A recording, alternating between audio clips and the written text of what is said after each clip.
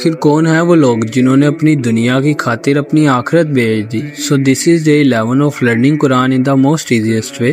کل ہم نے سورہ بقرہ کا 8 رکوع ڈسکس کیا تھا اور آج ہم سورہ بقرہ کا 9 رکوع ڈسکس کریں گے اور اس سے ہدایت حاصل کریں گے۔ So make sure you follow guys. تو کیا ہے مسلمانوں، تم یہ توقع رکھتے ہو کہ یہ تمہاری بات مان لیں گے؟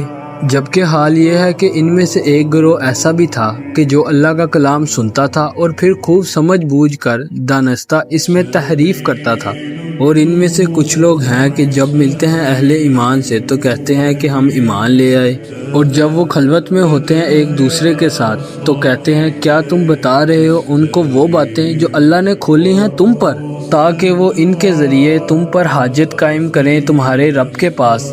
کیا تمہیں عقل نہیں ہے؟ اور کیا یہ جانتے نہیں ہیں کہ اللہ کو تو معلوم ہے وہ سب کچھ بھی جو وہ چھپاتے ہیں اور وہ سب کچھ بھی جو وہ ظاہر کرتے ہیں، اور ان میں بعض ان پڑھ ہیں اور ان کے پاس محض وہم و گمان اور ان کے اپنے من گھڑت خیالات ہیں۔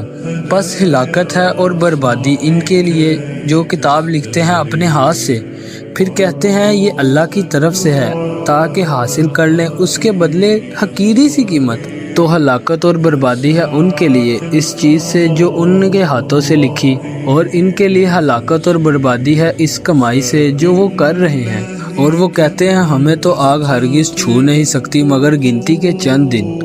ان سے کہیں کیا تم نے اللہ سے کوئی عہد لے لیا ہے کہ اب تمہیں یہ یقین ہے کہ اللہ اپنے عہد کے خلاف نہیں کرے گا، یا تم نے اللہ کے ذمہ وہ بات لگا رہے ہو جنہیں تم نہیں جانتے؟ کیوں نہیں، جس شخص نے جان بوجھ کر گناہ کمایا اور اس کا گھیراؤ کر لیا اس گناہ نے، بس یہی ہے آگ والے، وہ اسی میں ہمیشہ ہمیشہ رہیں گے۔